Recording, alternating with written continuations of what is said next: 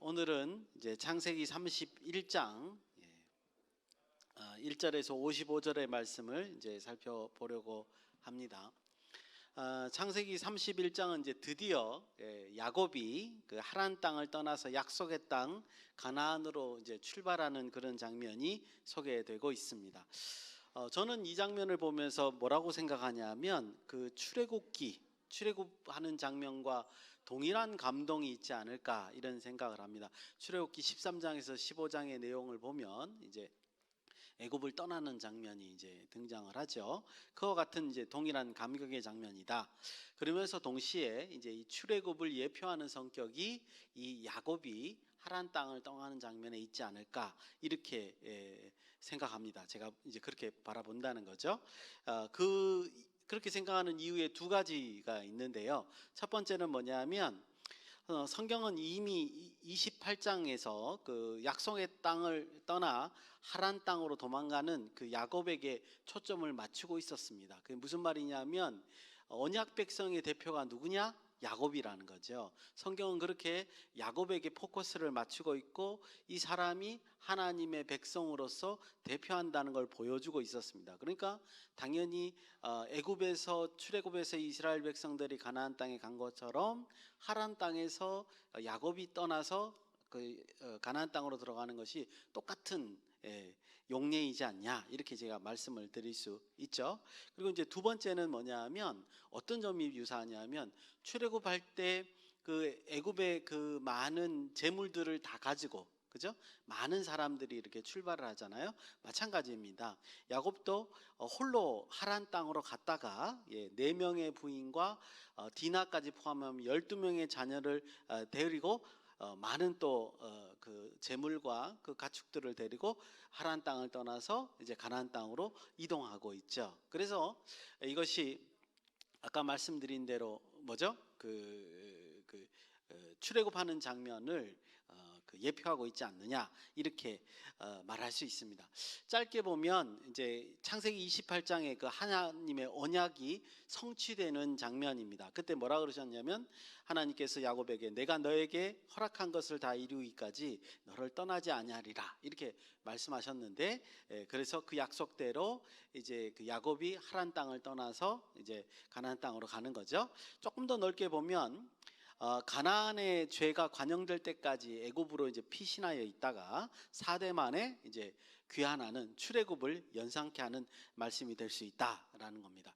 이 두 가지를 제가 이렇게 같이 보는 그 근본적인 이유는 뭐냐?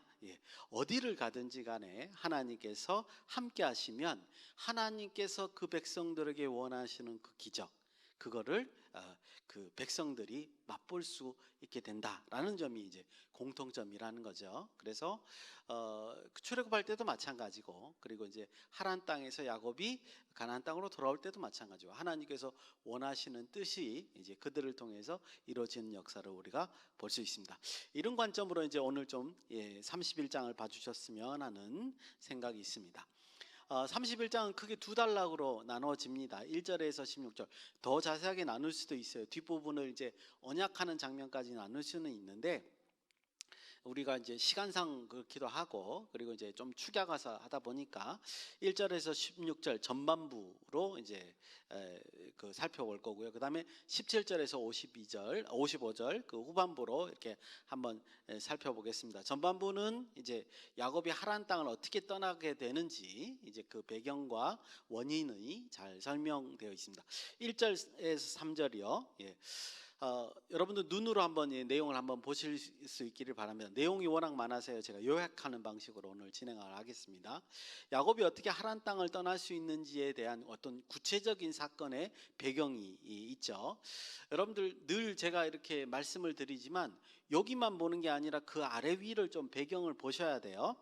창세기 30장 25절에 보면 야곱은 요셉이 태어나자마자 어떻게 해요?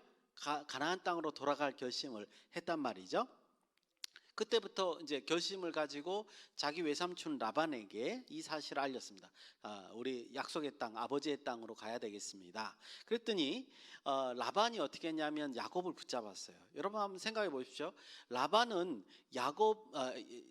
라반에게 야곱은 사위 사위이죠. 사위, 자기 딸과 결혼했으니까.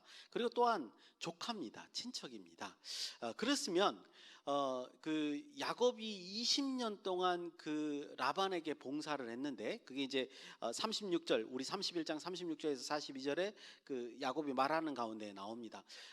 두 딸을 위해서, 레아와 라헬을 위해서 14년간 봉사를 했고, 라반의 그 가축들을 위해서 자기가 6년간 복사했다, 이런 장면이 거기서 등장하는데, 그러니까 20년 동안 그 가정을 위해서 일을 했고, 그리고 또 그 가정의 기반을 잡는 동안에 봉사를 했죠. 이런 역할을 했습니다. 그 정도 이제 그 라반의 가정에 기여를 했다면, 그리고 조카이자 사위가 바로 야곱이라고 한다면, 야곱이 그런 자기 땅으로 돌아가겠다라는 요청에 대해서 좀 아쉽기는 하겠지만 성대히 대접하고 물질을 나누어주고, 그렇죠? 그리고 난 다음에 귀환을 해보내는 게 인지상정입니다. 근데 라반은 그런 요청에 대해서 어떻게 했냐면, 품삯을 조금 더 준다는 명목으로 야곱을 붙잡습니다. 그래서 야곱이 결정을 못하는 거예요. 그런 장면들이 이제 앞에 있었단 말이죠. 그런데 오늘 이 31장의 1절에서 3절의 내용을 보게 되면, 그마저도 그런 우유부단한 어떤 결단력이 없는 그런 모습의 야곱을 결단하게 만드는 사건이 1절에서 3절에 이제 등장하고 있는 것을 볼 수 있습니다. 1절에서 라반의 아들들이 이렇게 얘기합니다. 야곱이 우리 아버지의 소유를 다 뺏었고 우리 아버지의 소유로 말미암아 이 모든 재물을 모았다. 너무 억울한 소리죠. 야곱의 입장에서 보면 성실히 봉사하고 대가도 제대로 받지 못했는데, 그리고 이제 지금 야곱이 우리 30장에서 봤을 때 어떻게 가축들이 불어나게 됐는가, 그죠? 그 전무늬가 있는 그 가축들이 더 튼튼해서 더 많은 새끼를 낳았을 것이고, 그래서 더 가축들이 불어나게 됐는데, 그런 하나님의 기적, 제가 지난주에도 뭐라고 말씀드렸냐면, 이런 생명에 관한 것은 하나님이 관장하는 거지 우리가 할 수 있는 부분이 아니라고 말씀을 드렸어요. 그래서 그 하나님께서 기적을 베푼 거에 대해서 다 싸그리 모함하는 그런 말들을 1절에서 우리가 볼 수 있었죠. 근데 야곱은 그 다음에 그 말을 듣고도 행동을 안 합니다. 제가 생각할 땐 야곱이 그 정도 모함은 견딜 수 있을 것 같아요. 그런데 2절에 보니까 자기 삼촌 라반의 표정이 예전 같지 않은 거예요. 라반의 자식들, 그러니까 사촌들은 그 사실을 잘 모를 수도 있어요. 어렸었을 테니까, 그죠? 하지만 라반은 모든 내용을 알고 있잖아요. 어떤 일들이 벌어졌는지, 어떻게 야곱이 자기를 위해서 봉사했는지, 이런 거 알 수 있는데, 근데 라반의 표정이 어두운 거예요. 이건 문제가 심각하구나. 사태의 심각성을 이제 발견하게 됩니다. 그러고 난 다음에 3절에서 더더욱 확정적인 내용이 있죠. 하나님께서 약속의 땅으로 돌아가라는 명령을 내리십니다. 우리 한번 같이 읽겠습니다. 3절입니다. 시작. 여호와께서 야곱에게 이르시되 내 조상 땅 내 족속으로 돌아가라. 내가 너와 함께 있으리라 하신지라. 이렇게 해서 이제 이 명령에 의지해서 야곱은 이제 귀환할 결심을 확실히 갖게 되는 것을 우리가 볼 수 있습니다. 이렇게 연결해서 이제 우리가 이해하는 게 중요해요. 그랬더니 이제 야곱이 어떻게 하느냐? 4절에서 16절을 보면 아내들과 먼저 구체적인 내용을 의논합니다. 다 읽어볼 수는 없고요. 6절에서 7절이 그 중심으로 보입니다. 제가 읽겠습니다. 그대들도 알거니와, 이제 야곱이 아내들에게 얘기하는 겁니다. 내가 힘을 다하여 그대들의 아버지를 섬겼거늘. 7절. 그대들의 아버지가 나를 속여 품삯을 10번이나 변경하였느니라. 뭘 말하는 거죠? 라반이 공정하게 자기를 대우하지 않았다는 겁니다. 그러나 하나님의 그를 막으사 나를 해치지 못하게 하셨으며, 야곱은 그 라반의 그 불공정한 행위에 대해서 특별한 저항 없이 순종하며 참아왔다는 겁니다. 그럼에도 불구하고 자기가 지금까지 이 많은 가족들과 함께 안전하게 있었을 이유는 뭐냐? 후반부에 뭐라고 했죠? 하나님께서 오히려 자신 야곱을 도와주셔서 이렇게 자손의 복과 풍요를 얻을 수 있게 하셨다라고 지금 얘기를 하는 거죠. 이런 얘기를 왜 아내들의 이제 4명의 아내들에게 얘기를 하는 겁니까? 지금 긴 여행을 떠나기 앞서서 사건의 정황을 판단하고 자신의 결정에 동참해 달라고 요구하는 거죠. 그래서 이제 터놓고 얘기를 하는 겁니다. 왜냐하면 아시다시피 그 하란 땅에서 가나안 땅으로 어린 자녀들을 데리고 이동한다는 건 쉬운 일이 아니잖아요. 많은 어려움들이 있습니다. 그러니까 적극적으로 아내들이 동참해주지 않으면 불가능한 일이라는 거죠. 그래서 야곱은 그 어떤 얘기를 하냐면, 먼저 하나님의 은혜를 베푸셔서 지금까지 상황이 가능했다는 걸 7절에서 잘 설명을 하고 있고요. 그 다음에 하나님께서 약속의 땅에 가라고 지시했다라는 사실까지도 11절, 13절에서 역설하고 있습니다. 당위성을 이제 부여를 하는 거죠. 그리고 또 이 당위성도 설명을 해야 됩니다. 그 야곱의 아내들이 왜 고향 땅을 굳이 떠나서 가나안 땅으로 가야 되냐, 이 얘기도 해야 되죠. 첫 번째 그 설득은 어쩌면 야곱에게 해당되는 얘기일 수 있어요. 그죠? 그래서 이제 아내들에겐 도대체 왜 지금 자기가 태어나서 떠나지 않았던 이 고향 땅을 떠나서 약속의 땅으로 굳이 가야 되냐를 이제 설명을 해야 되는데, 그 첫 번째 설명이 뭐죠? 장인 라반이 불합리한 행동을 했다는 거예요. 그래서 지금 우리가 계속 머물고 있을 수만은 없는 상황이다라는 설명을 해야 됐고요. 그 다음에 이제 덧붙여서 그 하나님께서 야곱에게 은혜를 베푸신 이유를 설명하는 중에 왜 자신의 양떼가 많아지게 됐는지, 이거 굉장히 중요한 부분입니다. 왜냐하면 라반과 지금 그 오해, 갈등의 소지가 되기 때문에 충분한 설명이 필요하죠. 그런 부분을 이제 설명하는 장면이 8절에서 10절에 나옵니다. 그래서 제가 지금 이렇게 말씀드린 이유는 이 총 4가지죠. 4가지의 설명들을 야곱의 아내들이 듣고 뭐예요? 동의를 하는 장면이 그 야곱의 아내들의 그 말 속에 포함되어 있죠. 14절에서 16절입니다. 그래서 라반이 잘못된 처사를 했다, 이런 부분도 그 아내들이 동의한 장면이 나오고요. 그 하나님의 기적의 역사를 그 아내들이 또 동의하는 장면도 나옵니다. 제가 관심 있게 보는 부분은 바로 이 부분이에요. 야곱의 아내들이 하나님의 역사에 대해서, 은혜에 대해서 동의하고 있다는 겁니다. 그래야지만 진실로 큰 결단을 내리고 약속의 땅에 동참할 수 있는 거죠. 여러분들, 이거는 굉장히 중요합니다. 나와 포함한 그 공동체, 가족일 수도 있고요, 사회일 수도 있고, 교회일 수도 있고, 그 모든 구성원들이 어떤 하나님의 일에 동참하려면 뭐 해야 돼요? 하나님의 계획과 그 역사에 동의를 해야 된다는 거예요. 이건 굉장히 중요한 부분이지 않느냐, 이렇게 말씀드릴 수 있습니다. 그래서 제가 짧게 이 부분을 묵상해 보면 이렇게 말씀드릴 수 있어요.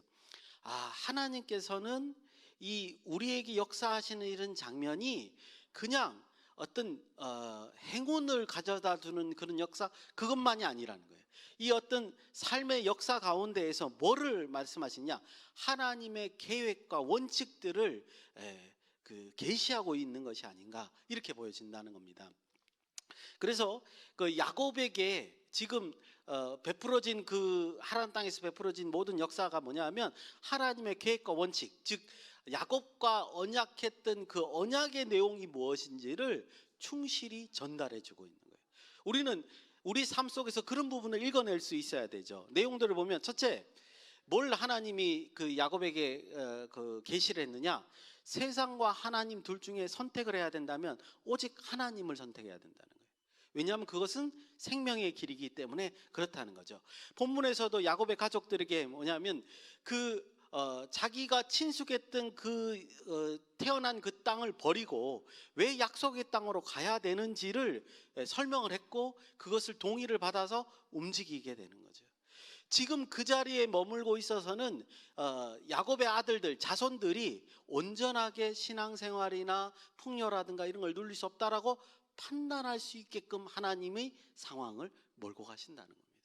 그게 옳은 거라고 말하는 거, 그게 유일한, 그 자식들을 위한 유일한 생명의 길이라고 알려주시는 거죠. 그래서 그들은 거기에 동의했고 그 먼 여정을 가족들이 떠나게 됩니다. 여러분, 우리도 마찬가지입니다. 우리도 우리의 삶 속에서 말씀을 이해하고 그 모든 역사들을, 기적들을 이해하고 난 다음에 우리가 알고 있는 그 지식과 의지를 통해서 결단을 해야 돼요. 오직 길은, 생명의 길은 하나님밖에 없구나, 이런 어떤 동의가 필요하지 않느냐, 선택이 필요하지 않느냐 이렇게 말씀드릴 수 있습니다. 두 번째로요, 하나님께서는요 야곱에게 약속의 땅으로 가기를 원하셨습니다. 이 굉장히 중요한 사실. 왜 화란 땅은 안 되는지를 설명하셨다는 거죠. 그래서 그 내용을 보면 앞에서도 보면 그 야곱이 약속의 땅으로 돌아가게 된 후부터 계속 지속적으로 하나님은 말씀하시는 동안에 내가 너와 함께 하겠다, 너는 약속의 땅으로 돌아가라, 이 말씀을 하신다는 거예요. 그럼 왜 자꾸만 가기를 원하느냐? 이제 이 본문에는 그런 내용이 안 나옵니다만, 나중에 성경을 통해서 보면 이 언약의 땅, 가나안 땅이 어떤 땅이라는 걸 알게 되죠. 그림 하나 부탁드리겠습니다. 첫 번째 그림이요. 지도를 보시면요, 잘 보이시는지 모르겠어요. 이거 말고요. 하나 더. 제가 그림을 두 가지 준비했는데, 확대 부탁드립니다. 이 지금 보시다시피 빨간 박스 있죠. 빨간 박스가 가나안 땅입니다. 그런데 저 가나안 땅이 아주 지리적 요충지라고 말씀드릴 수 있어요. 성경에는 그 표현을 어떻게 하냐면 열방 가운데라고 표현합니다. 근데 진짜 저 가나안 땅이 열방 가운데. 왜 그러냐면 두 가지로 설명드릴 수 있습니다. 왼쪽에 보면 이집트라는 글자가 보이시죠, 그죠? 저기 왼쪽 아래가 이집트 고대 문명이죠. 그 다음에 오른쪽 위에가 미타니, 수메르 이러면서 있는 거기가 뭐예요? 메소포타미아 문명이죠. 즉 고대의 이집트 문명과 메소포타미아 문명이 서로 충돌하는 중간 지점이 어디냐? 저 빨간 박스인 가나안 땅이라는 겁니다. 여러분들 저기 왼쪽에 파란색이 뭐예요? 바다예요. 그리고 오른쪽에 저기 뭐 지금 여러분들 녹색이나 그 파란색으로 이렇게 저기 그 선이 있는데 그게 사람들이 다닐 수 있는 길이거든요. 근데 오른쪽 중간에 보면 뻥 비었죠. 왜냐하면 저기는 사막이에요. 즉 왼쪽에 바다, 오른쪽에 사막 가운데에 아래쪽은 남서쪽은 뭐예요? 그 이집트 문명, 북동쪽은 뭐예요? 그 메소포타미아 문명. 이 두 개가 충돌하는 그 경계 지점이 어디예요? 가나안 땅이에요. 그런 두 문명의 충돌 지점이고요. 또 하나 중요한 게 왼쪽이 아까 뭐라 그랬죠? 바다죠. 그래서 그 지중해를 비롯한 왼쪽에 그 유럽에 있는 문명과 그 다음에 이제 오른쪽 아래 우리가 소위 말하는 현대 말하는 아라비아 반도죠, 그죠? 아라비아 반도 사이에 중간, 즉 아라비아 반도는 이제 그 오른쪽 아래 아시아 지역을 그 대표하고 있습니다, 그죠? 이 두 가지가 충돌하는 공과 바로 저 가나안 땅이라는 겁니다. 우리도 지금 현재 그렇죠. 이 아시아에서 물건이 유럽으로 전달되려면 어디를 통과하죠? 이집트의 수에즈 운하를 통과하죠. 수에즈 운하가 저기 시나이 반도 오른쪽에 거기에 있습니다. 그 지금 현재도 마찬가지고 저 때는 운하를 만들 수 없으니까 어떻게 해요? 그 가나안 땅을 통해서 육지를 통해서 이동할 수밖에 없었죠. 그러니까 가나안 땅은 이렇게 적합한 곳이에요. 하나님의 복음이 출발하기에 아주 적합한 곳이고 열방 가운데 위치한 곳이다. 그래서 하나님은 이스라엘 자손에게 뭐요? 가나안 땅으로 가라라고 지시한 겁니다. 우리는 이 점을 이제 나중에 성경을 통해서 알 수 있는 거죠. 여러분, 우리는요 이 말씀을 그대로 받을 수 있죠. 아까 전에 말씀대로 하나님의 계획과 원칙을 알아야 된다라고 제가 말씀드렸는데 늘 하나님의 성도들은 하나님의 말씀에 집중해서 그 계획과 원칙에 아는데 열심을 다해야 됩니다. 그 다음에 두 번째는 뭐예요? 약속의 땅으로 간다는 말을 현대의 말로 바꾸면 뭐냐면 우리는 약속의 땅에 있는 건 아니니까요, 그죠? 그리고 우리가 이스라엘 백성들이 아니기 때문에 영적 이스라엘이기 때문에 뭐예요? 사명을 충실히 감당하는 거죠. 그게 이제 약속의 땅 자체가 가지고 있는 사명을 우리가 그대로 받은 거기 때문에 각자가 우리의 그 복음 전달의 역할을 감당해야 되고 고대 이스라엘은 어떻게 했어요? 그 약속의 땅에서 하나님 나라를 전파하는 역할이기 때문에 그런 동일한 원칙을 우리가 이해해 볼 수 있습니다. 두 번째 단락입니다. 두 번째 단락은 17절부터 이제 후반부인데요. 내용이 많기 때문에 주요 내용을 통해서 이제 설명을 드리겠습니다. 이제 그렇게 해서 출발을 했죠. 근데 그 야곱은 먼저 라반에게 자기가 간다는 얘기를 안 했어요. 아마 여러 가지 위험 부담도 있고 이제 잘 거절을 못하는 야곱의 성격도 포함이 될 수 있고 여러 가지 문제가 있었던 것 같습니다. 어쨌든 출발을 했습니다.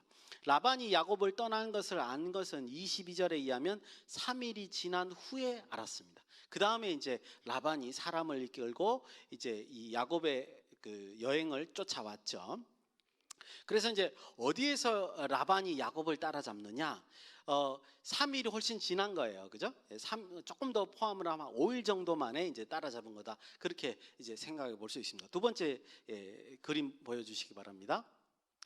저기 보면 오른쪽에 이제 왼쪽이 가나안 땅이고요. 오른쪽에 보면 글자는 잘 안 보이시겠지만 길르앗이라고 하는 부분이 있죠. 저 길르앗이라는 건요, 가나안 땅의 요단강 동편의 북쪽 지역입니다. 길르앗도 역시 약속의 땅에 포함이 되죠. 그러니까 약속의 땅에 다 와서 따라잡힌 거예요. 여러분들 그 하란 땅 근처에서 따라온 게 아니에요. 그 약속의 땅 거의 오른쪽 위에 저기에서 이제 만나게 되고, 이제 그 뒤에 32장의 사건들이 대부분 요단강 약복강 넘어가기 전에 요단강 동편에서 일이 다 벌어지는 것을 볼 수 있습니다. 즉 요단강 동북쪽에 그 길르앗 땅에서 이제 라반과 그 야곱의 가족들이 만나게 됩니다. 24절에 라반이 야곱을 만나기 전날 밤에 하나님께서 라반에게 경고를 합니다. 뭐라고 하냐면 야곱에게 선악간에 말을 하지 말라, 이렇게 말합니다. 이게 무슨 말이죠? 악한 짓을 하지 말라, 해코지 하지 말라, 이런 말을 하나님께서 경고하시는 걸 볼 수 있습니다. 그러고 난 다음에 26절에서 30절 보니까 라반이 야곱에게 이르러서 책망을 하지요.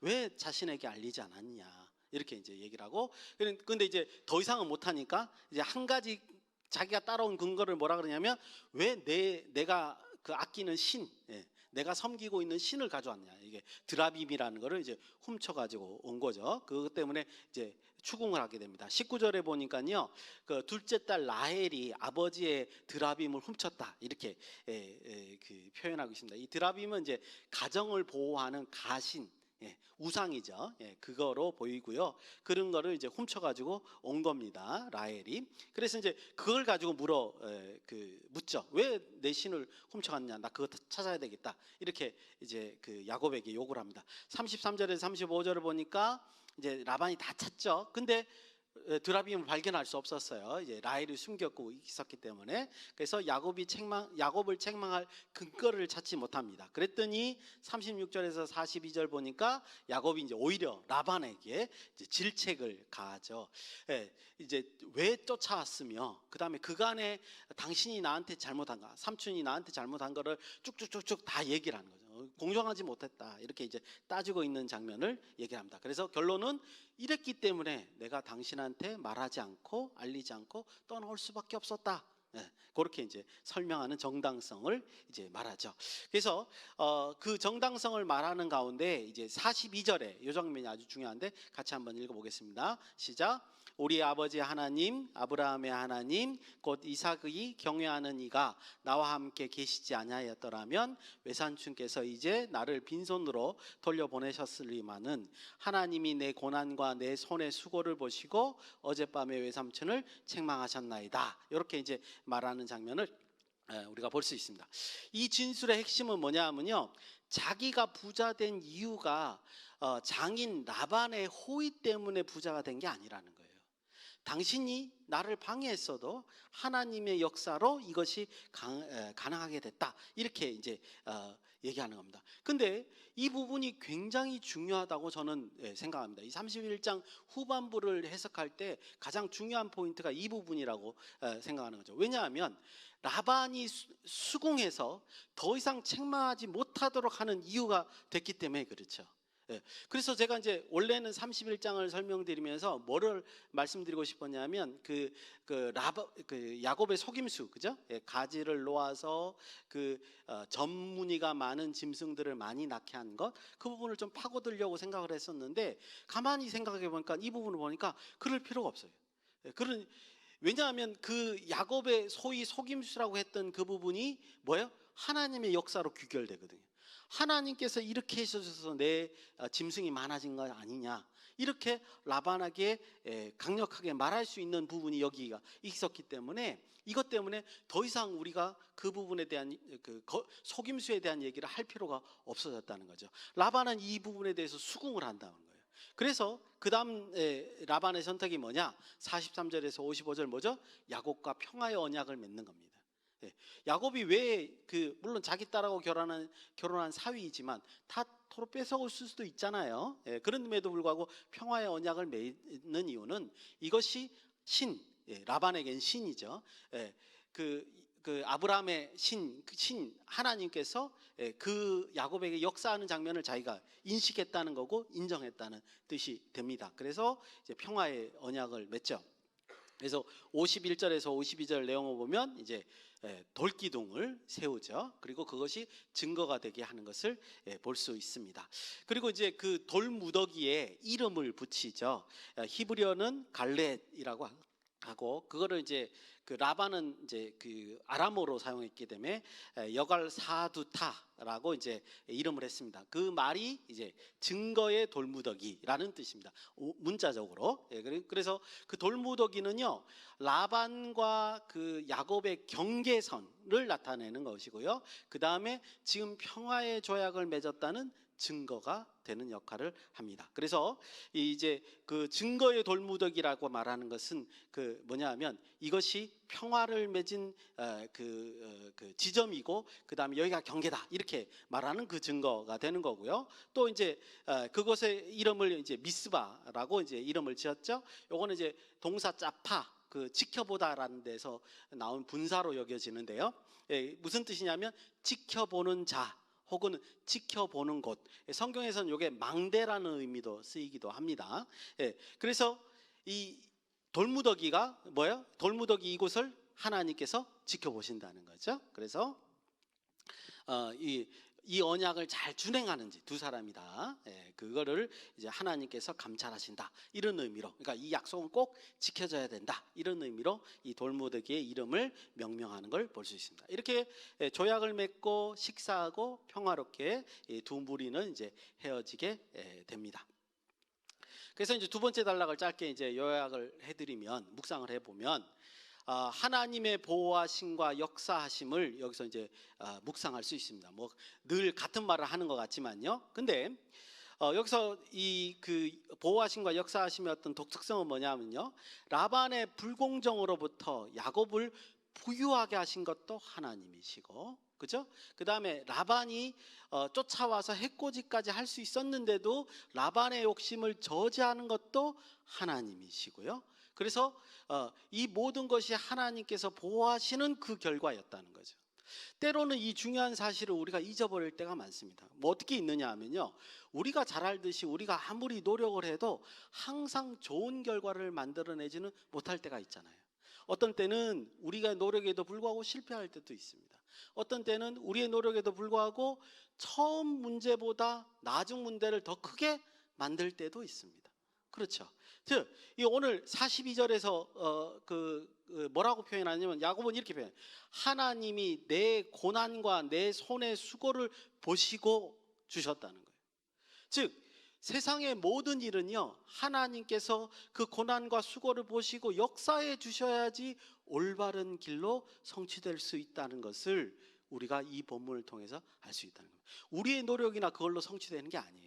하나님께서 그걸 인정해 주시고 역사해 주시고 그거를 하나님의 일로 만들어 주셔야 진정한 그 일에 가치가 있게 되는 것을 우리가 알게 되지 않느냐. 세상의 모든 일이 다 이와 같다라는 것이 오늘 본문이 우리에게 주는 묵상이 아닌가 여겨집니다.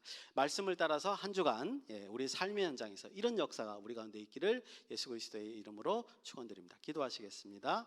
고마우신 아버지 하나님, 은혜를 감사드립니다. 오직 말씀이 아버지 하나님 현실이 되어서 하나님께 영광 돌릴 수 있도록 도와주시고, 우리의 모든 일이 하나님의 역사 가운데 있어 그 일이 가치 있는 일이 될 수 있도록 인도하시고 함께하여 주시옵소서. 거룩하신 예수님의 이름으로 감사드리며 기도드리옵나이다. 아멘. 수고하셨습니다.